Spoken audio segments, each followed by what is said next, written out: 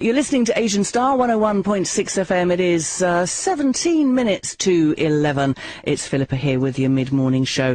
Now, early to bed, early to rise makes a man healthy, wealthy and wise, so we're told. And it's a rhyme, isn't it, that trips off the tongue, especially if you're trying to get your kids into bed early. But have you ever stopped to think about what wisdom actually is? Well, I'm joined this morning by James Blacker. He's a wisdom coach. Good morning, James. Good morning. Thank you for joining me this morning. So, tell me about wisdom. Is it about going to bed early? No, it's not. I was going to say we'll come back to that one. I was fortunate enough to interview the country's top sleep expert about 10 years ago. So I can give you his position on that. Okay. Which is that some people are larks and some people are owls. Uh-huh. We don't need 8 hours sleep. Anywhere between 3 and 11 is considered normal. Mm-hmm. But as long as we're asleep between 2 and 4 in the morning, then generally whatever spread that is fine. Okay. Okay, that's interesting. Yeah, so no, I mean, that thing there is just a nice bit of fluff. Yeah, okay, okay. So, let's dispel a couple of other myths then. Okay. Is wisdom about being clever? Is it the same as being intelligent? No, not really. Bear in mind that people can use whatever definition they want for any word that they want. So we have all kinds of different attributes of mind and thought.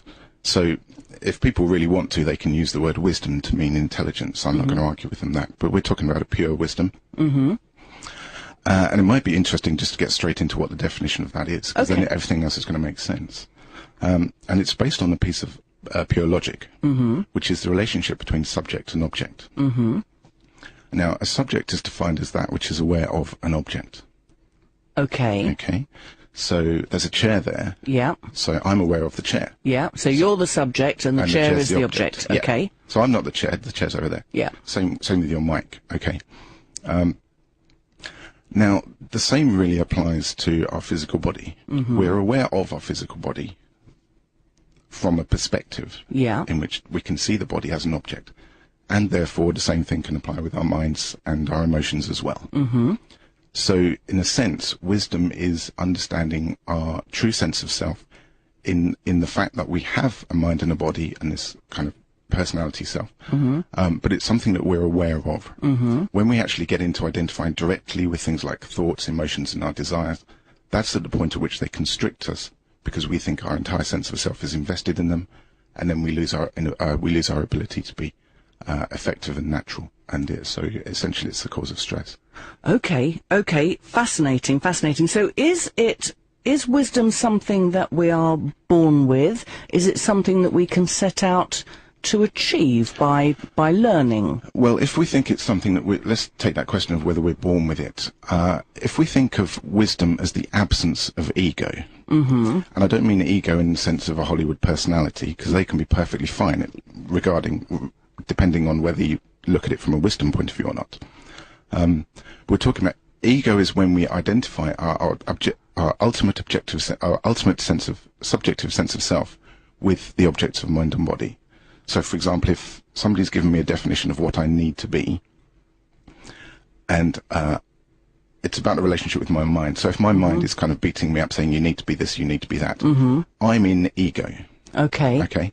So everybody has wisdom at every moment, but we don't perceive that we have that wisdom when we're in ego, when the mind is beating us up, telling us that we need to be this and we need to be that. Okay. So it's about the relationship there, whether the mind is the servant or the master.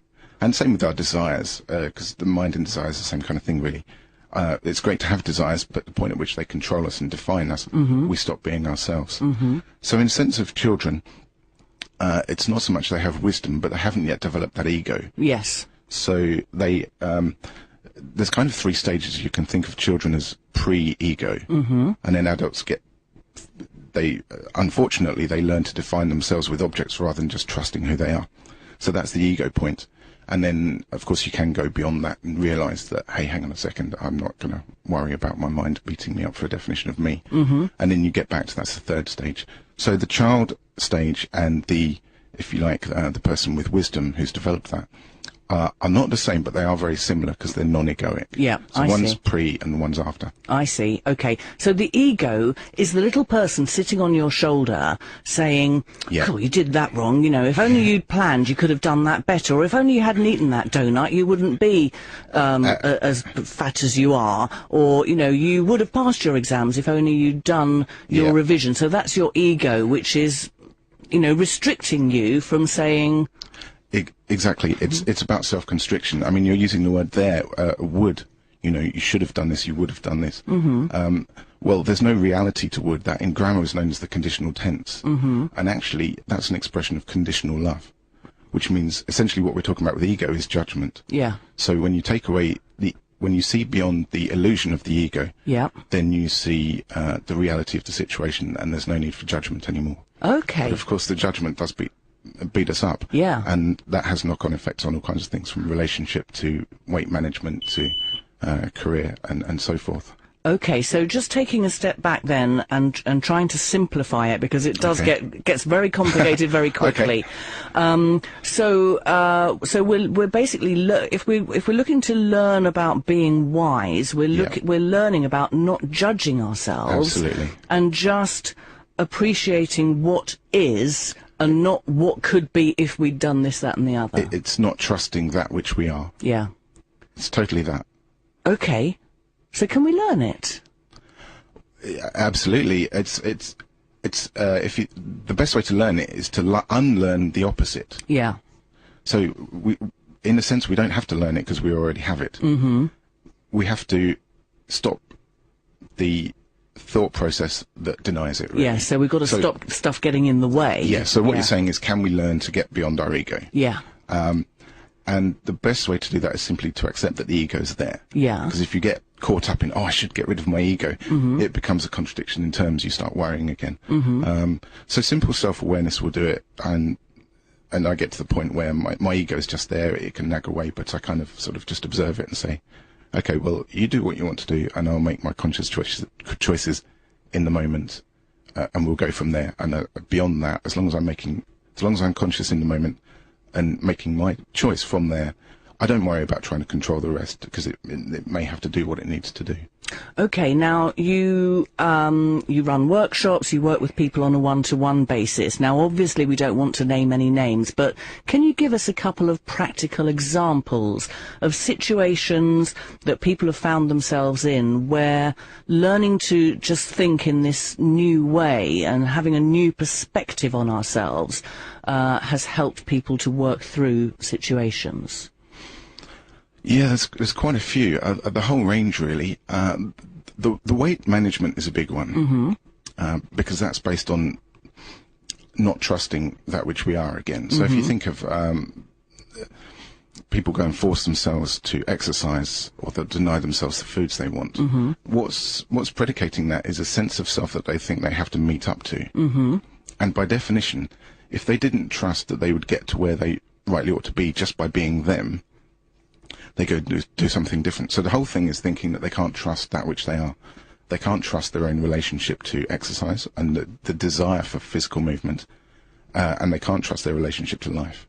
So actually, if you can correct that, you'll find that weight management pretty much takes care of itself, because it's kind of like, remember we said you don't learn wisdom, you unlearn ego. Yes, yes. Well, it's the same with weight management. You don't learn to do the right things, you unlearn the need to do the wrong things, and you trust the underlying relationship to the various aspects of... Right, okay, so that's a really good example. So by thinking, I will lose weight if I don't really want to go and exercise, but God, you know, if I go and exercise, it will help me to get slimmer, and if I don't eat donuts every day, that will help me to get slimmer. So what would the new train of thought be?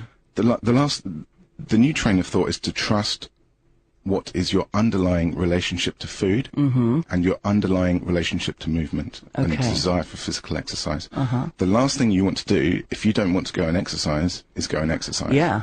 You sit there and you wait until your body says, I want to exercise, and then you realize that you yourself have a desire for some form of physical movement. Oh, okay. So, and it's the same with the food. Okay. So you don't deny yourself. If you want something, you eat it. Yeah. And then again, you trust that the underlying relationship to the kind of foods you want to eat are wholesome, are good, yeah, are good for you. Yeah. So once you can understand that the fact that you don't have those two relationships with food and exercise has been conditioned in the same way you've been conditioned to identify yourself through an ego. You've been conditioned to think that your desire for food is greater than it is. And you'll also have your relationship to physical activity will be conditioned as well. So you'll actually be out of touch with that as well. So it's kind of trusting that those things, once you see that, you can start to trust that you can return to your natural self. Right. Okay. And bear in mind also that if you think of denial in food, I don't know if you know any economics, but the more supply is withdrawn, the more demand goes up. Yes. So if we wake up and we deny ourselves something and we deny it again, it's not so much that we've got a great desire for it, we've just refused supply. We've allowed it, so our perception of how much we want something is actually distorted. Yeah, yeah.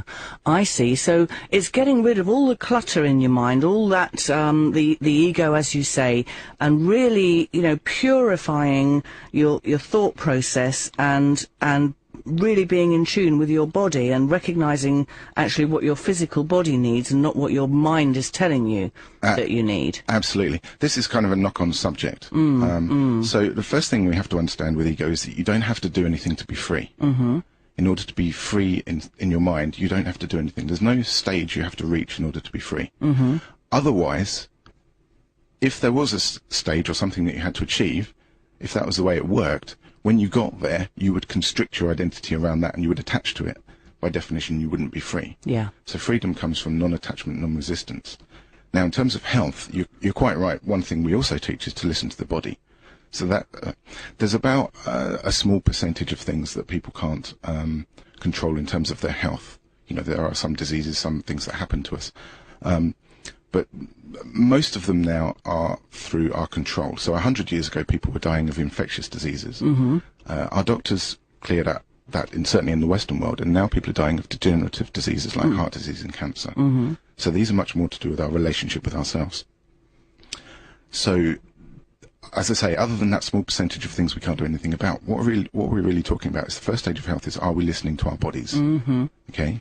And as you quite rightly said, what happens when the mind gets in the way of that? So we can learn to get better and better at listening to our bodies. You do that for 6 months. Eventually you'll realize that your mind is attacking you or beating yourself or judging what you're doing.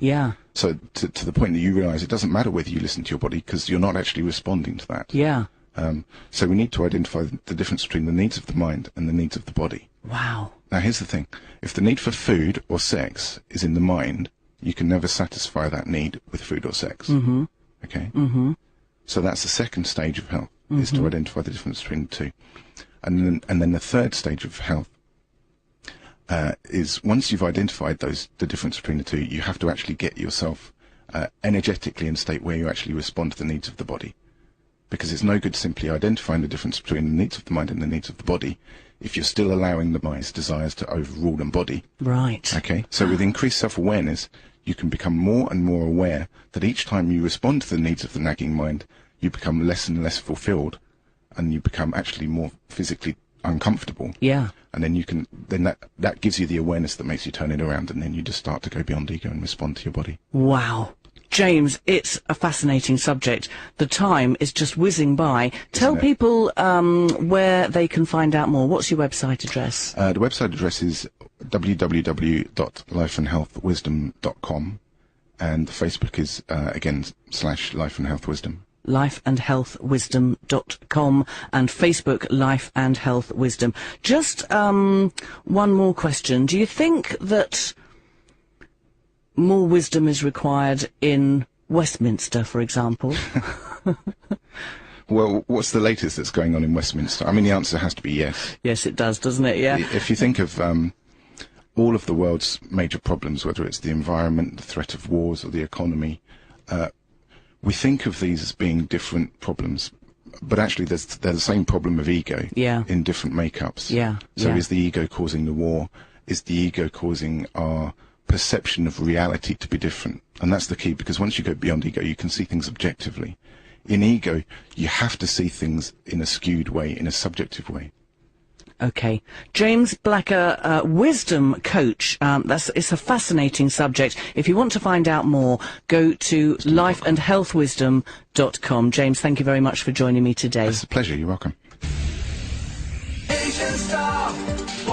101.6